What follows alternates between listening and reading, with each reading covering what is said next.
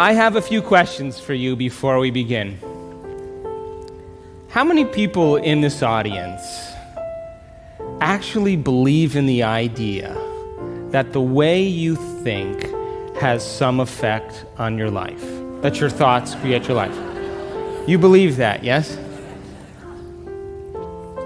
So how many people here actually woke up this morning and consciously created a future? You know, the biggest reason why people don't do it is because you don't really believe it's true. You see, if you knew on a gut level that it was absolutely true, would you ever miss a day? Come on. And would you ever let any thought slip by your awareness that you didn't want to experience? So your brain, according to neuroscience, is organized to reflect everything you know in your life. Your brain is a record of your environment. It's a record, an artifact of your past. So if you believe this, then does your environment control your thinking, or does your thinking control your environment? So if you wake up in the morning and you get out of bed on the same exact side as you did the day before, you shut the alarm clock off with the same finger, you slip into your favorite slippers, you shuffle into the bathroom and you use the toilet like you always do, then you walk over to the mirror and you look at yourself to remember who you are, then you get into the shower and you wash yourself in the same routine way, then you groom yourself to look like everybody expects you to look, then you go downstairs and you drink coffee out of your favorite mug. Then you drive to work the same way as you did the day before. You see the same people that push the same emotional buttons. You do the exact thing that you know how to do and you memorize and can do so well that you're an expert at.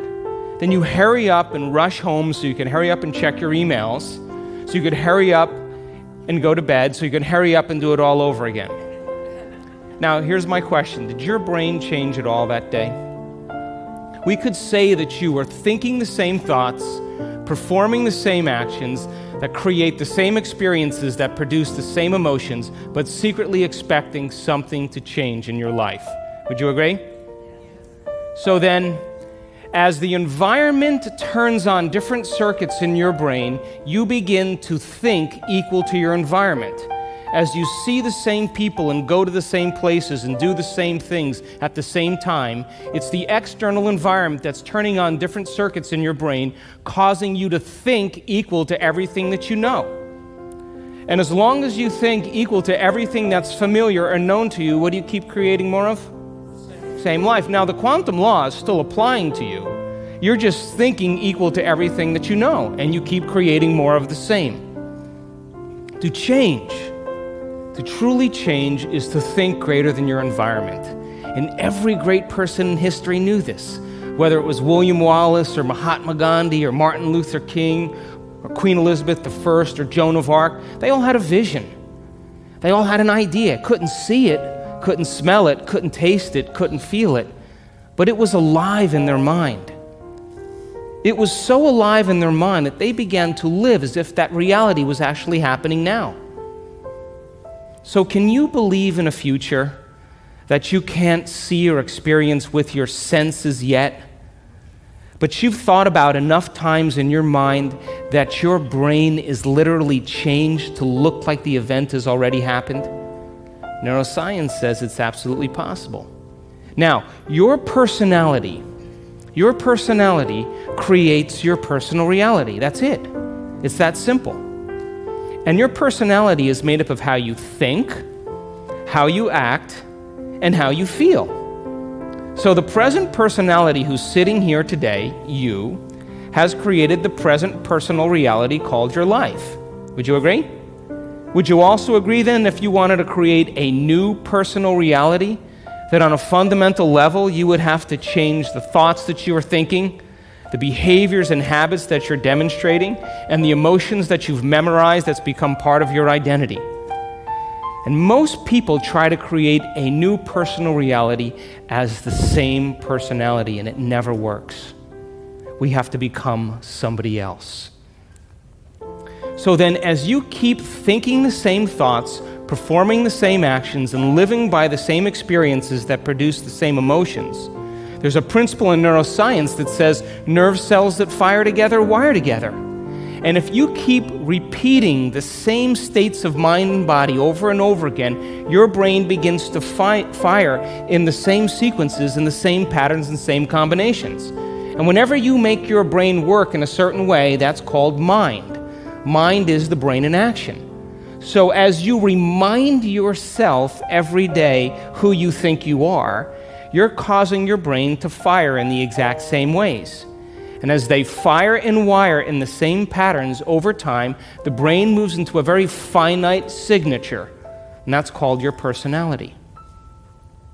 Now, that box in your brain isn't literally a box, but it's the most commonly wired, neurologically fired programs that run redundantly because we keep doing the same things over and over again.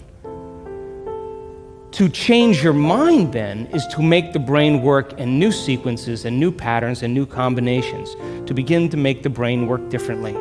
And the one ingredient that allows us to do that is knowledge or information. Because every time you learn something new, you make a new connection in your brain. That's what learning is. Learning is forging new connections. Remembering is maintaining or sustaining those connections. So now, every time you have a thought, you make a chemical. And if you have a great thought, or an unlimited thought, or a joyful thought, you turn on a set of circuits in your brain that fires in a very specific sequence, pattern, and combination, that produces a level of mind, that turns on another part of the brain that makes a chemical for you to begin to feel exactly the way you were just thinking, great or unlimited or joyful. Now, if you have a negative thought or an unhappy thought or a self-depreciating thought, you turn on a different set of circuits in a different combination, a different sequence, and a different pattern that produces a different level of mind. And the brain then begins to make a different batch of chemicals that signals the body for you to begin to feel exactly the way you were just thinking, negative or unhappy or unworthy.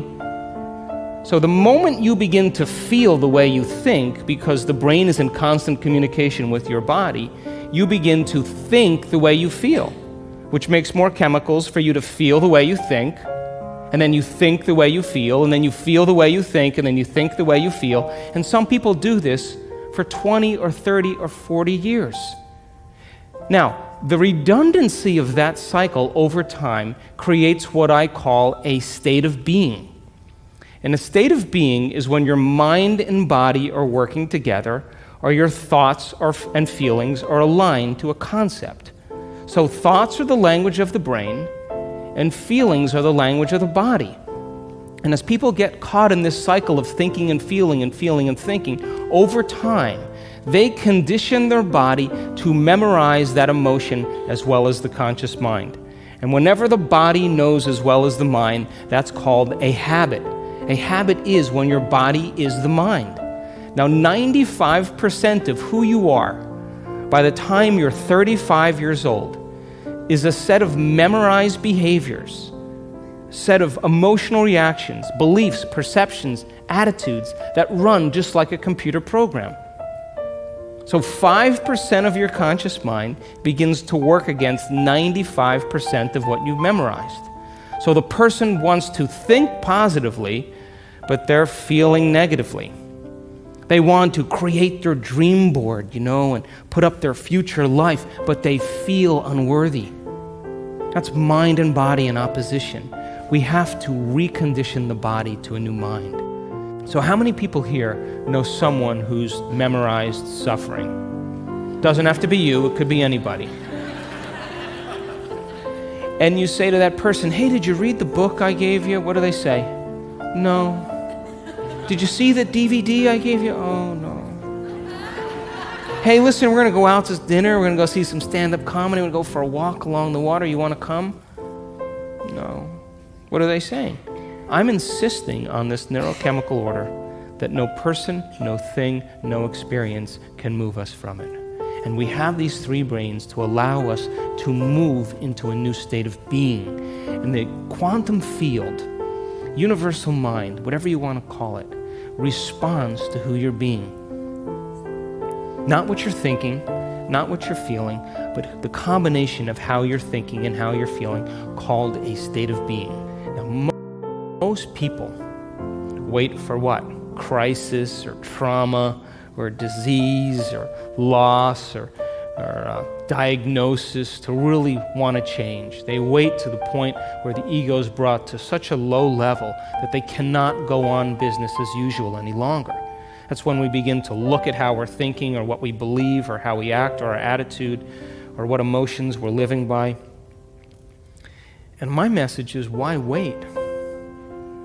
We can learn and change in a state of pain and suffering, which tends to be the human model, or we can learn and change in a state of joy and inspiration. Now, you want to learn the hardest part about all of this? You ready? The hardest part of all of this, the hardest part of all of this is making the time to do it. That's it. That's it. Making time for your precious self.